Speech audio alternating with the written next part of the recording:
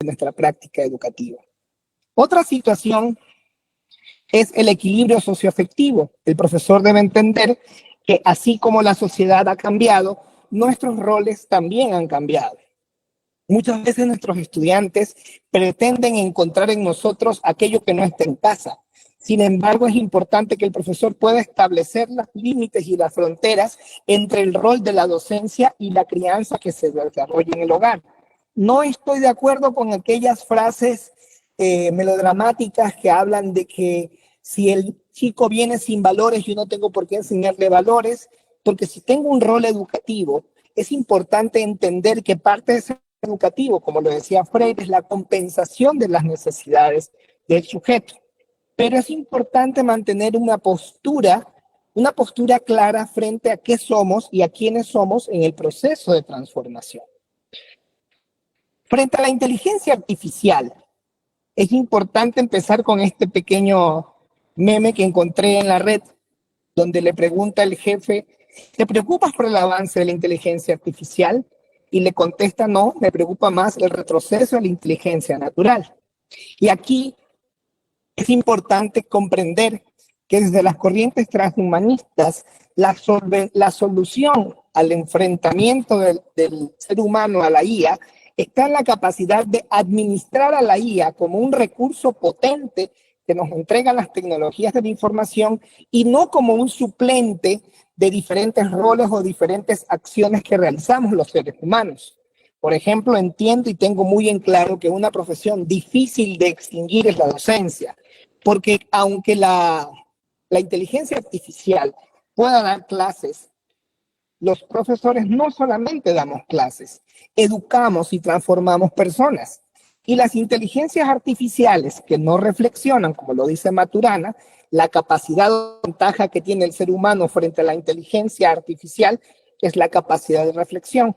Por tanto, desde estos avances transhumanistas, el principal recurso que tenemos es nuestro pensamiento crítico para poder utilizar y administrar las inteligencias artificiales con solvencia y con suficiente seguridad para lograr los fines esperados a través del uso correcto de estas. Frente a ello es importante que nosotros entendamos que hoy la digitalización ya es una realidad en las aulas.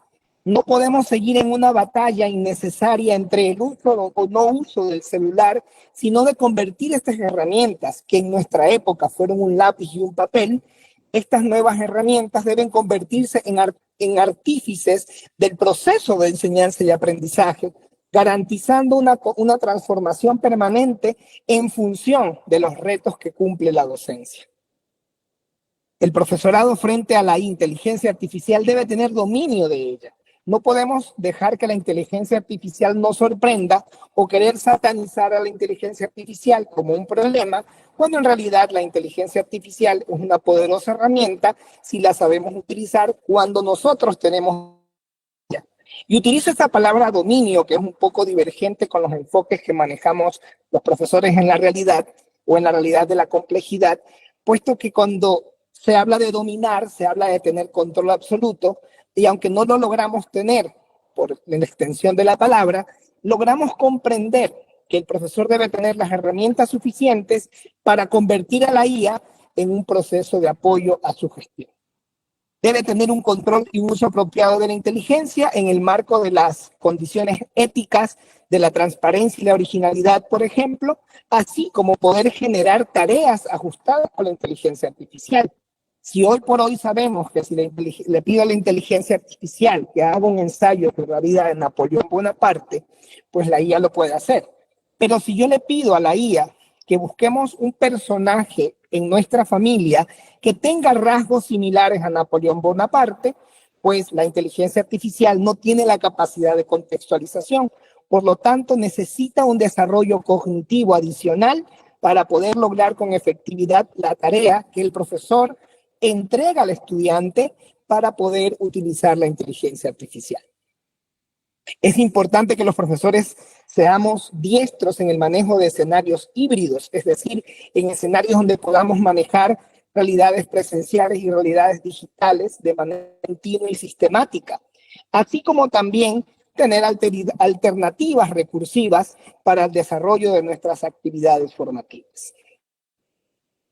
Para cerrar mi intervención, quisiera concluir en que el profesorado debe estar listo para actuar frente a los ciudadanos que habitan el siglo XXI. Y aunque cierto es que somos nómadas en una sociedad de la cual no somos resultado del proceso educativo, sino que hemos adquirido competencias y habilidades en el desarrollo personal que cada uno de nosotros hace como profesor, siempre es necesario estar preparados para enfrentarnos a los ciudadanos que sí nacieron en esta sociedad, ajustar nuestras metodologías y ser capaces de encontrar alternativas recursivas para lograr una adecuada intervención e integración con ellos. Además, es importante reconocer que la inteligencia artificial no es una amenaza, sino una oportunidad para desarrollar otras habilidades cognitivas útiles para el desarrollo del pensamiento crítico y la creatividad.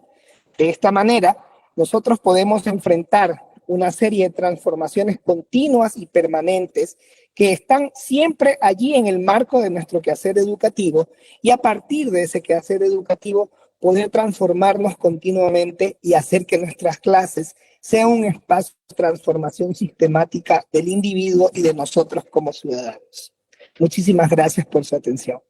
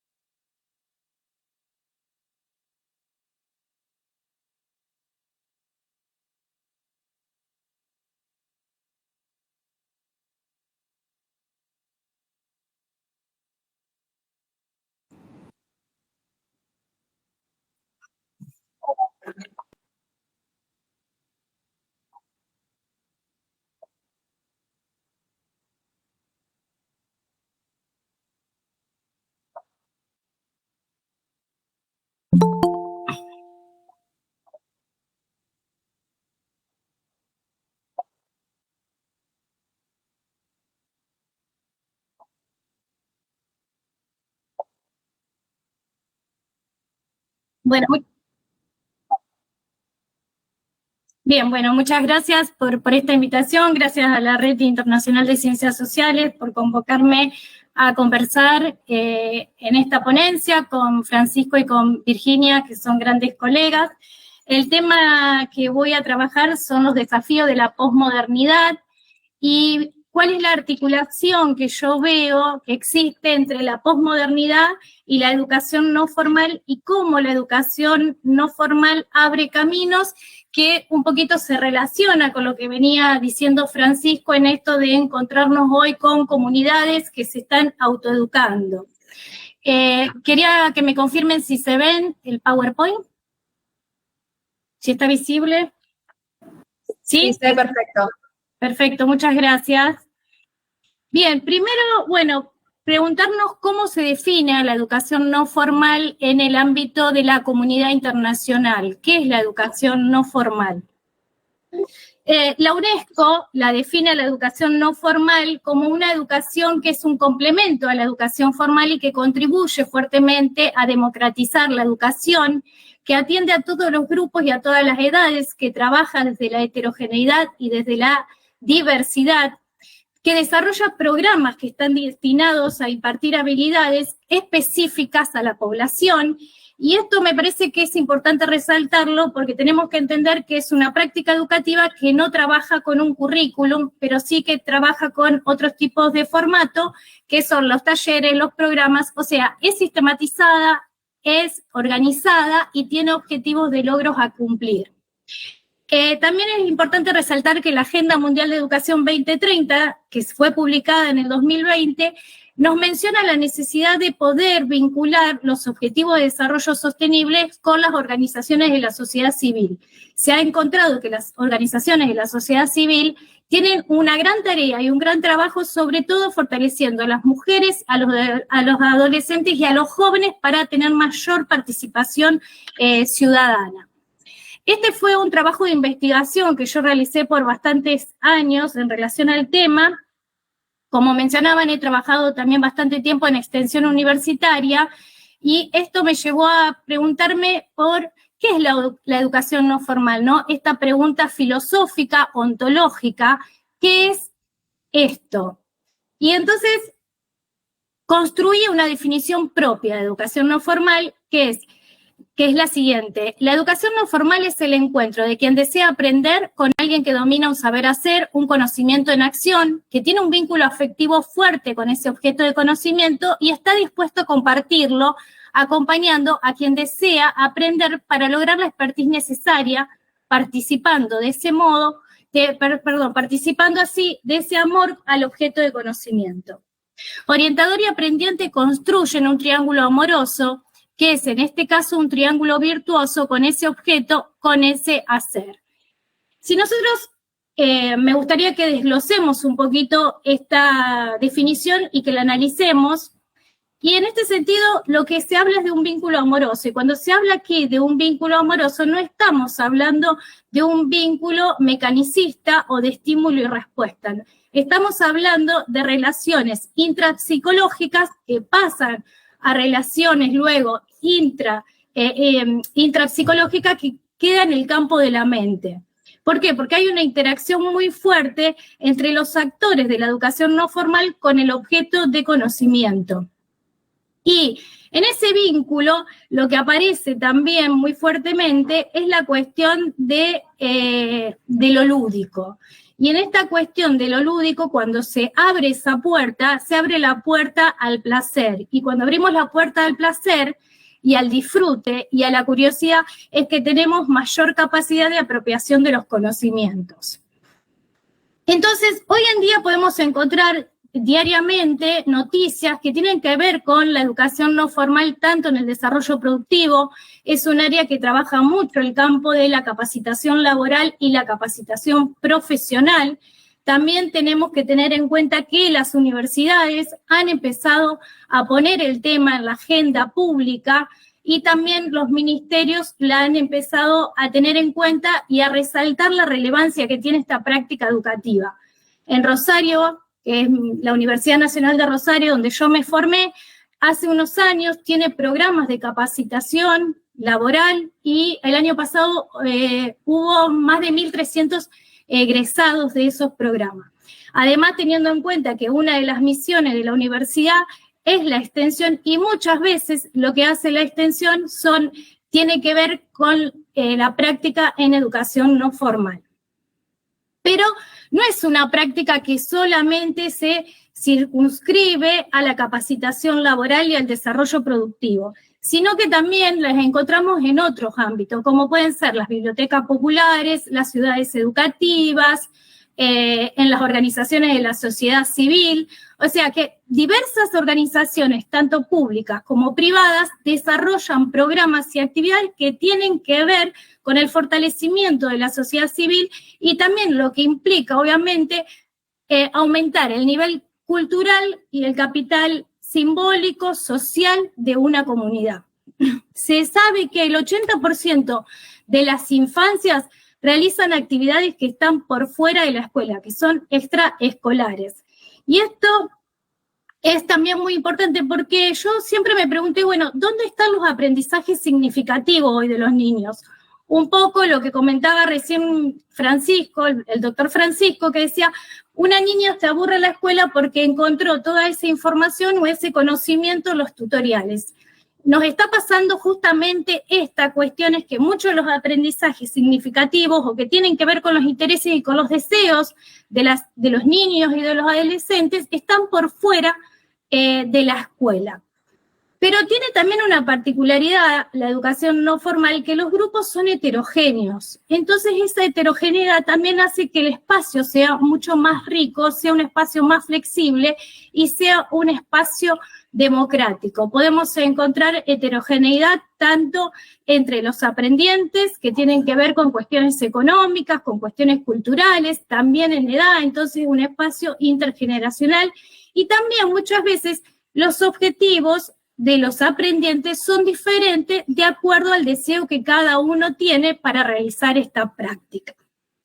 Teniendo en cuenta que obviamente estos espacios entonces posibilitan un desarrollo emocional en el sujeto muy importante, dado que al haber esa heterogeneidad encuentran un mejor manejo de las emociones o un mejor aprendizaje en el manejo de esas emociones. ¿Por qué? Porque tienen que conformar equipos, tienen que trabajar en conjunto, tienen que llegar a acuerdos y consensos, tienen que manejar también muchas veces la cuestión del éxito o del fracaso, y también son muy respetuosos en los tiempos que tienen cada uno.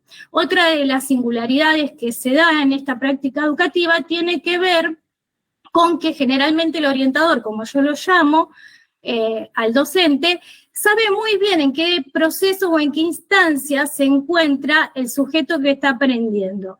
Y eso también le permite ir desarrollando los conocimientos y el aprendizaje de acuerdo a la singularidad que tiene cada uno y de las particularidades. Conoce muy bien sus fortalezas y sus debilidades. Entonces, aquí también me aparece otra pregunta que tiene que ver en qué, cómo, cuándo y por qué aparece la educación no formal. Bueno, se la menciona por primera vez en la Conferencia Internacional de la UNESCO, que se trabajó sobre la crisis de la educación, que se realizó en Williamsburg en 1967. En ese momento se advertía que había una gran cantidad de programas que tenían que ver con la educación no formal, que tenían que ver con la educación y que estaban por fuera de la escuela, pero que tenían un gran impacto. Tenemos que entender que es un contexto de posguerra.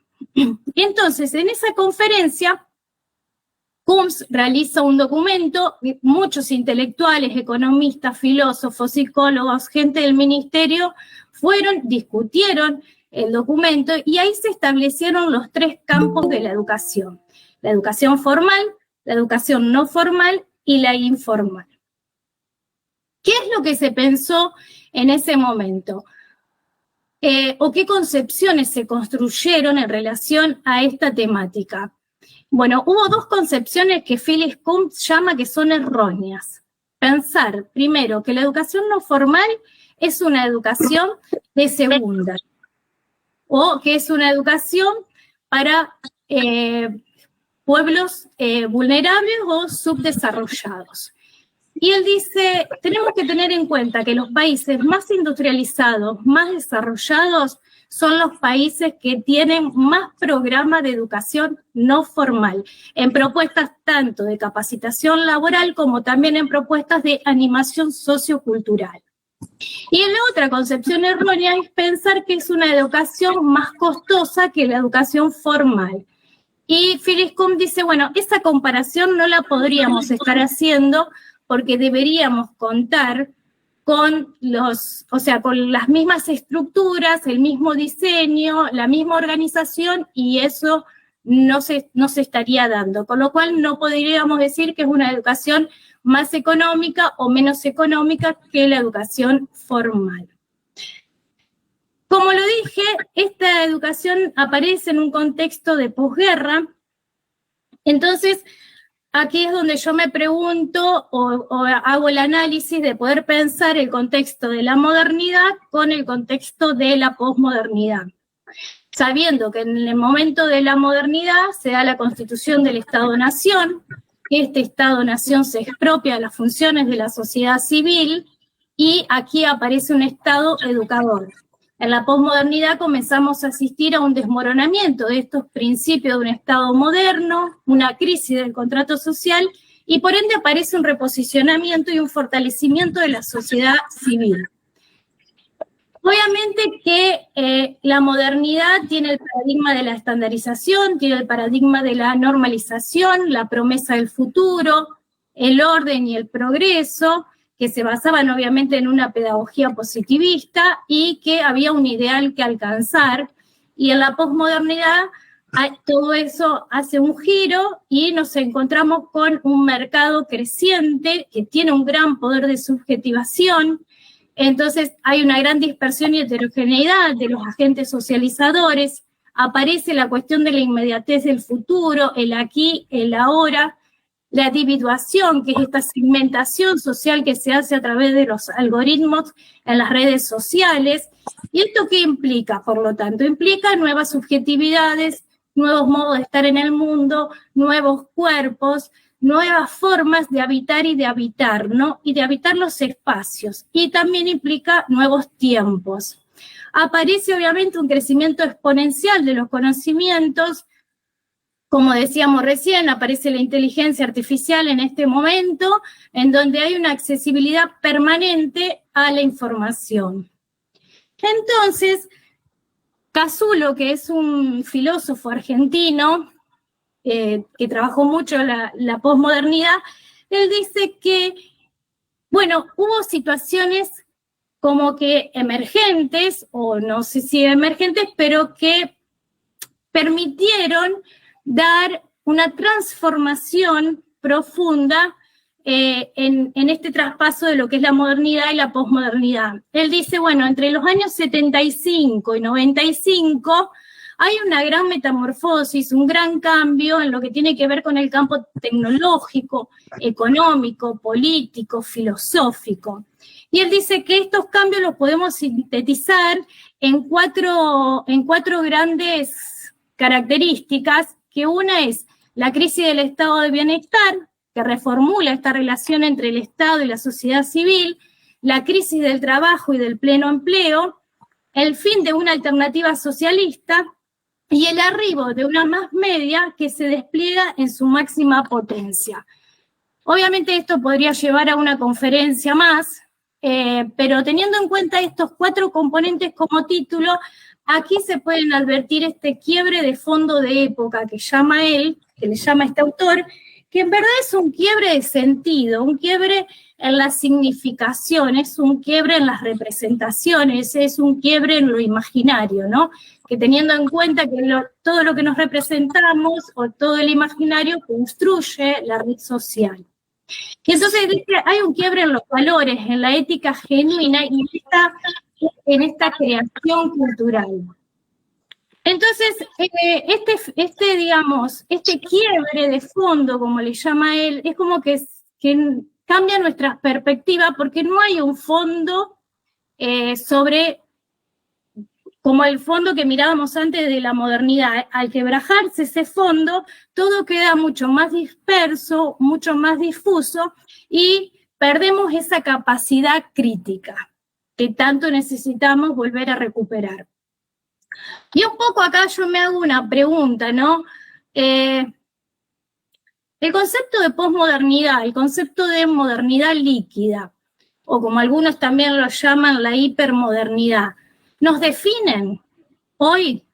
¿O estamos definiendo este contexto con los lentes de la modernidad, solamente que los estamos definiendo con unos lentes ampliados?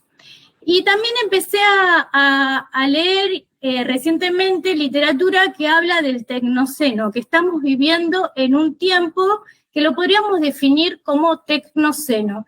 Y creo que esta palabra tecnoceno condensa en sí misma esta época. Creo que es una palabra que debemos seguir profundizando en su lectura, que debemos seguir avanzando en ella, para ver si nos define este tiempo, teniendo en cuenta también que se está hablando de la tecnopolítica, ¿no? Cómo hoy, por ejemplo, se instala la figura de un presidente a través de redes sociales, cómo las elecciones hoy se están dando en otro ámbito que ya no es el ámbito tradicional. Estos son todos interrogantes que creo que como educadores tenemos que empezar a abrir las puertas, a debatirlos, a tenernos en cuenta y pensar qué es lo que nos define hoy.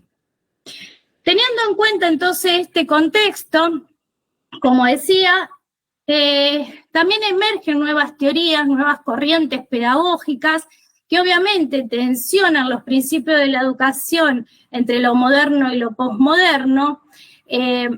Aparecen estas corrientes que empiezan a darle prioridad a lo emocional y empiezan a darle un lugar a lo emocional para que el aprendizaje sea más potente. Desde ahí tenemos a Freire, a Illich, también estuvo, bueno, Neil, pero yo creo que estas teorías construyeron muy buenas bases, pero terminaron siendo subsumidas por la pedagogía tradicional, no terminaron de penetrar en el ámbito escolar. ¿Por qué? Porque la escuela, como decíamos, es una institución muy tradicional, hegemónica, que sigue conservando esa hegemonía, y estas corrientes pedagógicas no llegaron a penetrar fuertemente en la práctica. Si bien, por ejemplo, aquí me parece importante remarcar Iván Illich, cuando él menciona la sociedad desescolarizada, muchas veces se tiene el error de pensar que él quería destruir la escuela. Y no es así. De lo que estaba hablando él en ese libro, en verdad, es cómo las formas escolares penetraron en toda la vida cotidiana de la sociedad, cómo las formas escolares matrizaron y nos subjetivaron, y todas las instituciones, todas las organizaciones se edifican a partir de esas formas. Bueno, esto es un poquito más de lo mismo, poder pensar cómo la educación formal contribuyó fuertemente a la subjetividad del hombre y la mujer moderna, y cómo la educación no formal cobra fuerza en este contexto posmoderno emergente para dar respuesta a estas nuevas subjetividades que venían apareciendo, y sus características más fuertes, la heterogeneidad y la diversidad. Hoy también se está hablando del aprendizaje invisible, que tiene que ver con esto que veníamos trabajando, de poder aprender en cualquier lugar y en cualquier momento, ¿no? Que tiene que ver con lo que Borbulles llama un aprendizaje ubicuo. Y estas son todas nuevas formas de comunidades autoeducándose.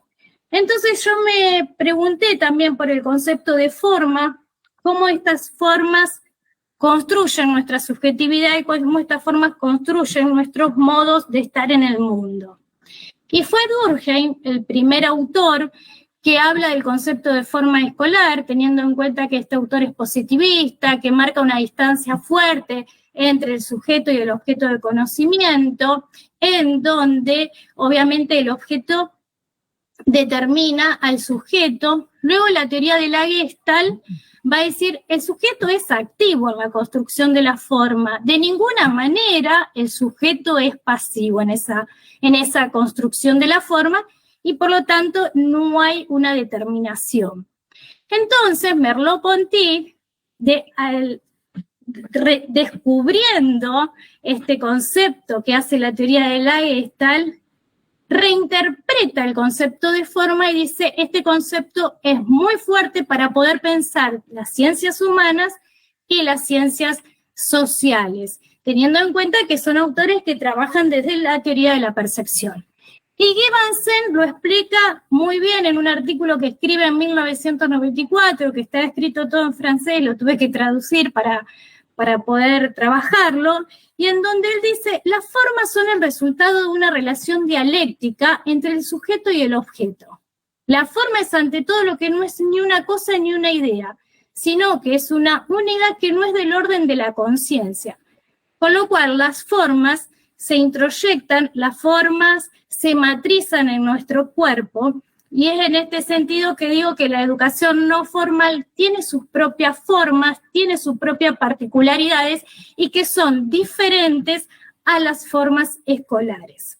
Y entonces las formas de la educación no formal que yo encontré, que defino y que creo que tengo que seguir investigando y que tenemos que seguir investigando en ellas, son la flexibilidad en el tiempo, en los espacios, entre los actores que hay, la dialogicidad, la gestión que es adocrática, porque siempre hay un consenso entre el orientador y el aprendiente.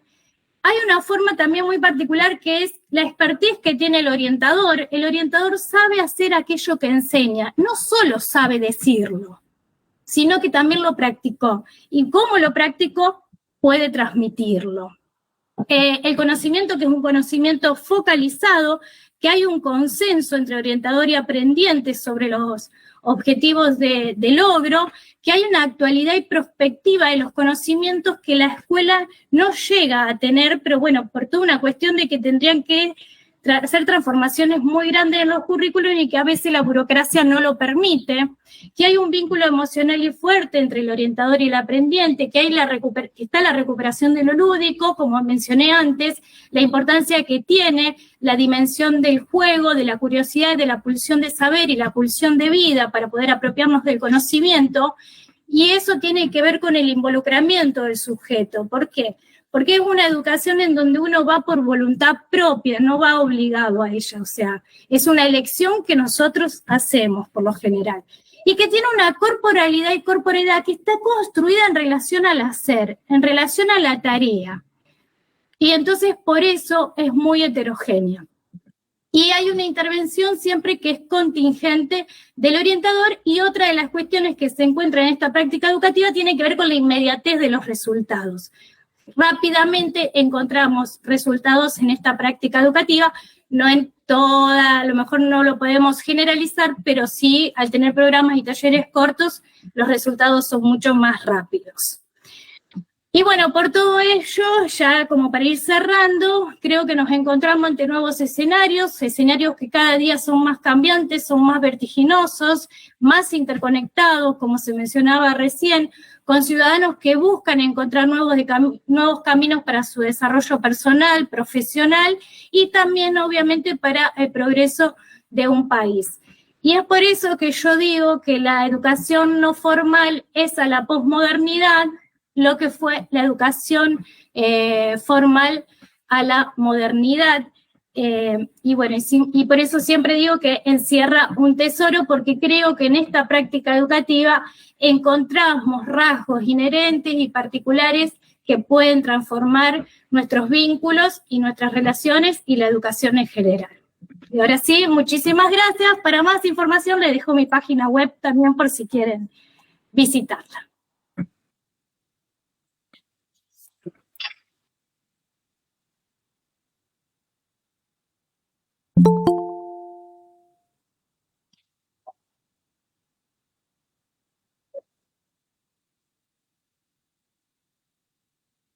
Sí, Yo quiero invitar a todos los educadores que nos están escuchando para, bueno, Virginia sabe que soy una defensora de la educación no formal, que soy una amante del estudio en esta temática, invitarlos a todos. Creo que la formación docente necesita tener también un poco de acercamiento a estas formas, porque ahí podríamos estar transformando a la educación en general. De hecho, bueno, nosotras con Virginia trabajamos en la formación docente en el área de educación no formal, y la verdad que es un campo con una salida laboral muy grande, enorme, y que viene en crecimiento, y que me parece que no podemos seguir pensándola como una educación sin importancia o sin relevancia en este contexto.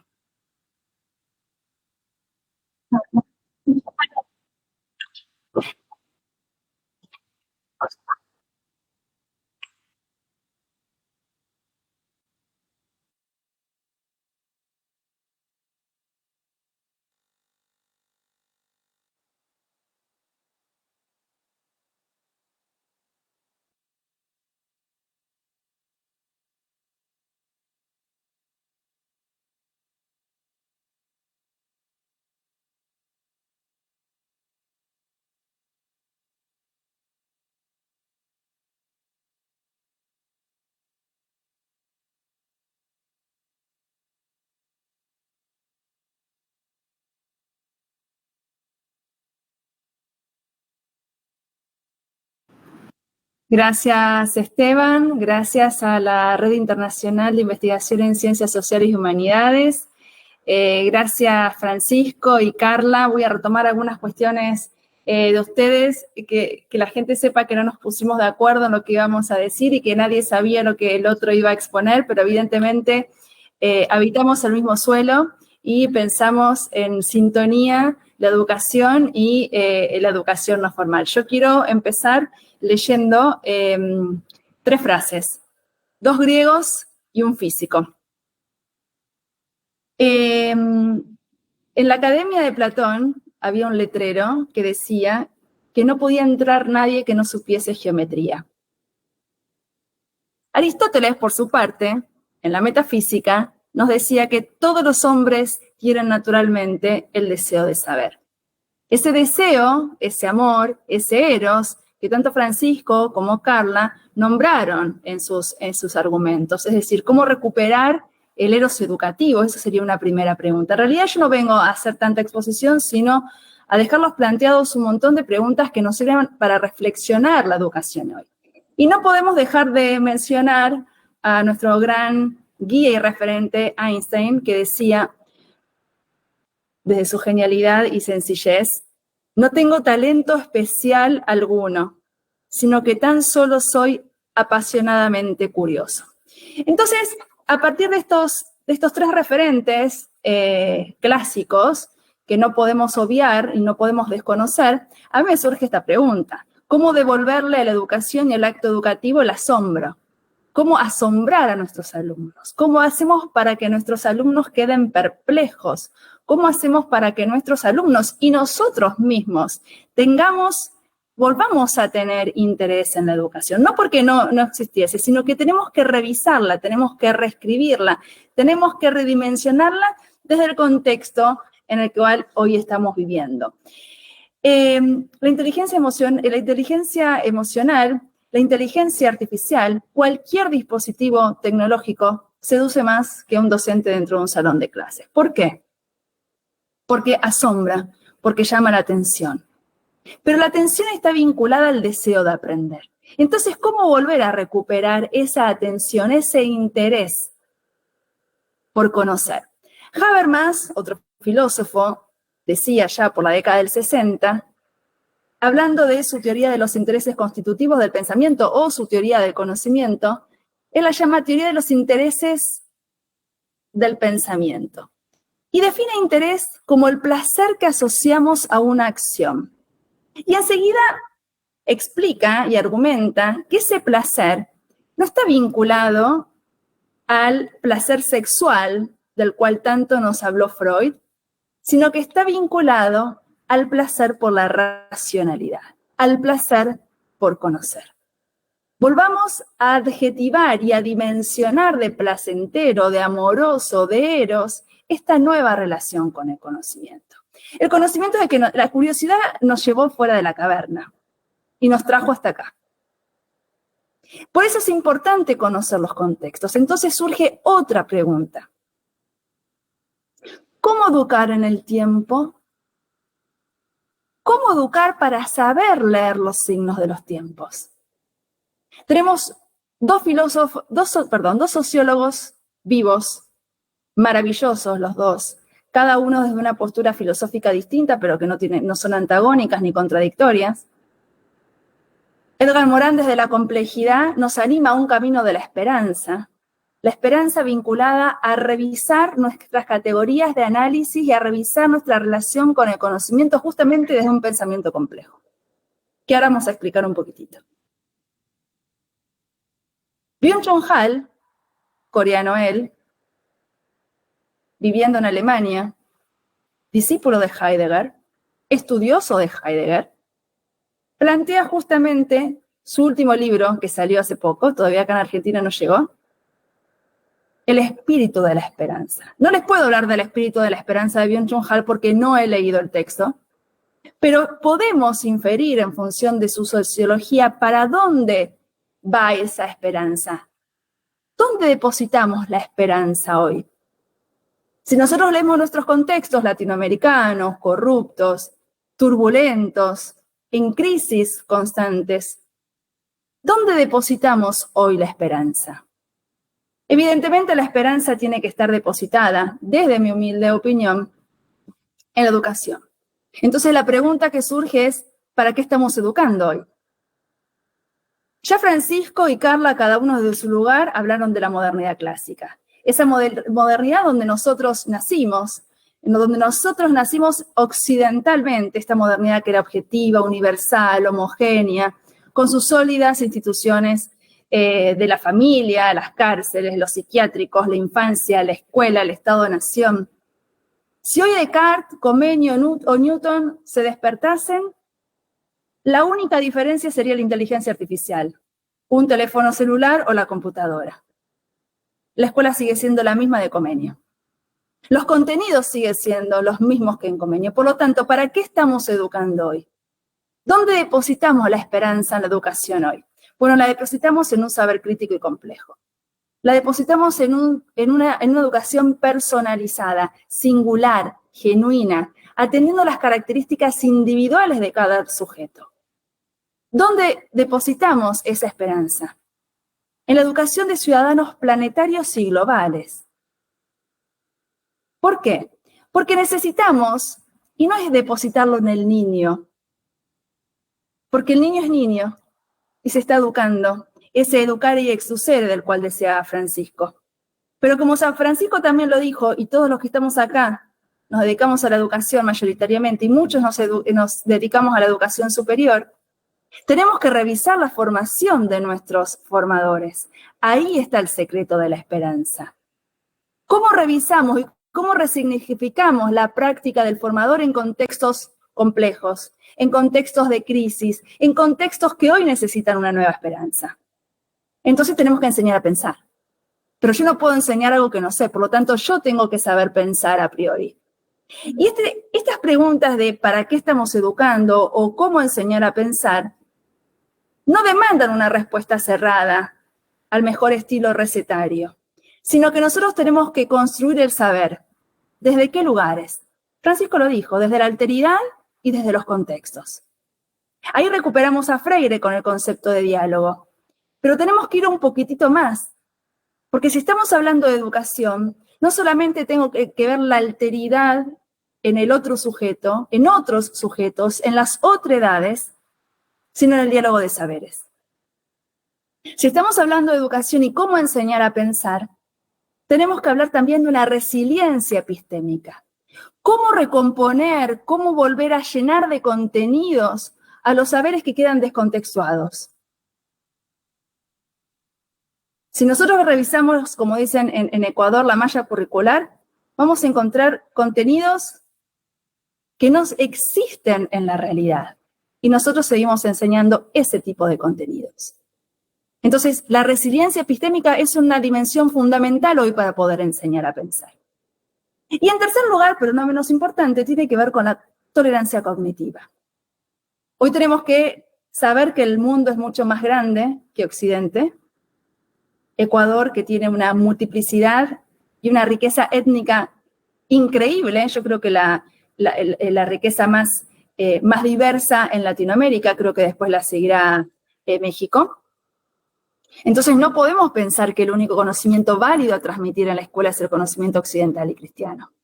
Entonces tenemos que enseñar la tolerancia epistémica.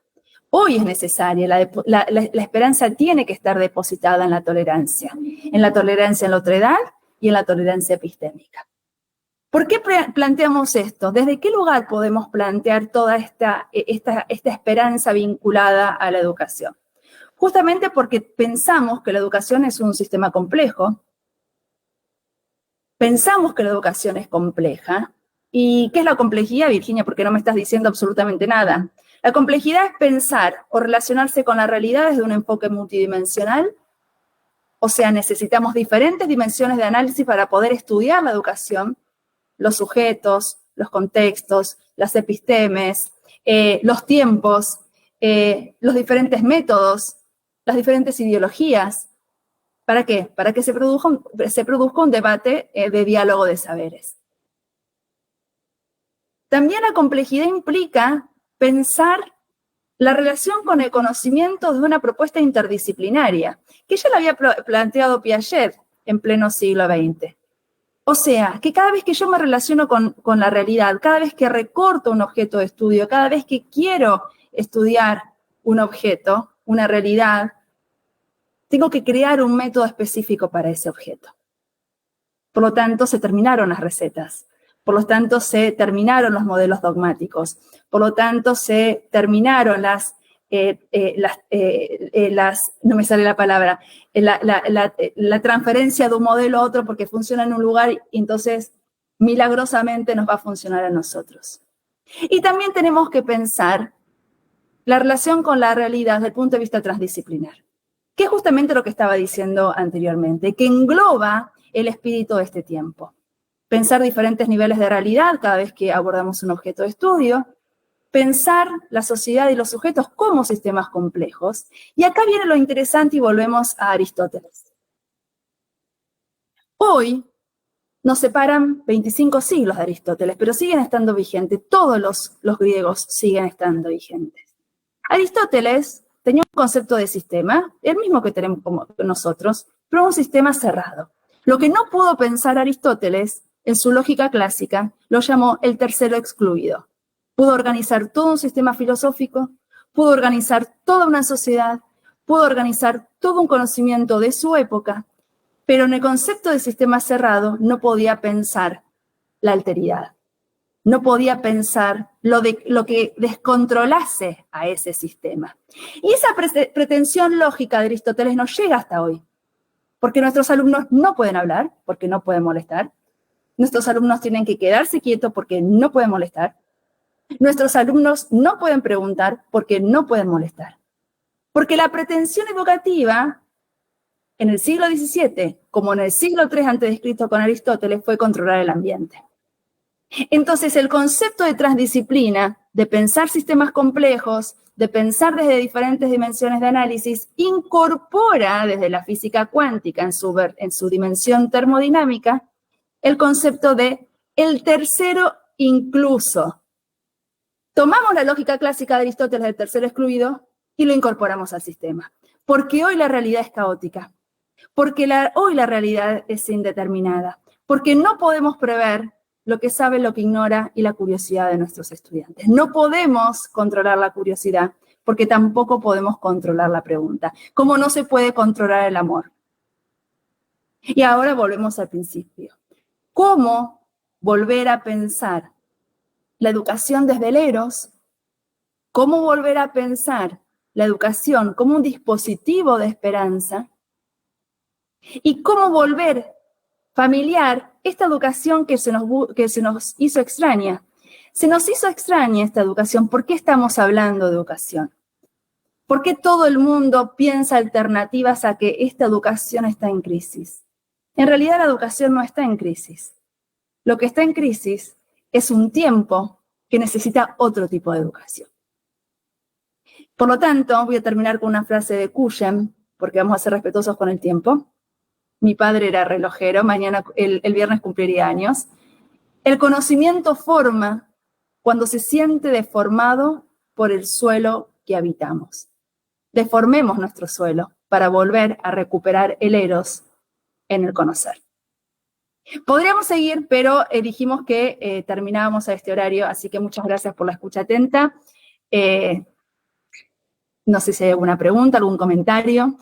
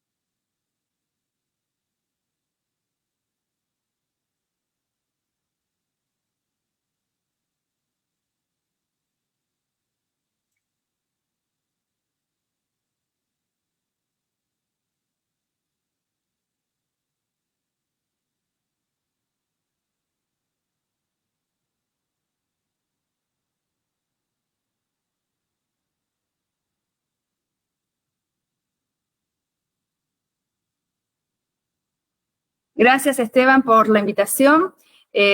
Celebramos, creo que Francisco y Carla también, estos espacios que nos invitan a la reflexividad, y no solamente a la reflexividad, sino a socializar lo que es el objeto de nuestra investigación. Por ejemplo, en Carla, la educación no formal, en Francisco su interés por la inteligencia artificial y todo lo que tenga que ver con la educación y la educación superior, y bueno, yo desde la complejidad. Así que celebro que podamos compartir y que podamos socializar estos espacios que, lejos de copiar modelos o lejos de plantear respuestas cerradas o recetas para tal o cual problema en educación, justamente nos invita a pensar, como diría Francisco, contextuadamente y entre sujetos, que yo creo que eso es la cuestión hoy en la educación, que ya todos lo sabemos, pero que evidentemente si lo seguimos repitiendo es porque no lo estamos haciendo. Así que bueno, muchísimas gracias. No sé si Francisco o Carla quieren decir algo. Hola Isaac, hola Richard. No, quiero agradecer por la invitación y fue un honor participar acá y un gusto, un placer, realmente. De igual manera, agradecerle el espacio y la oportunidad y pues que nos sigamos encontrando. Un abrazo para todos. Gracias. Gracias, hasta luego. Muchas gracias.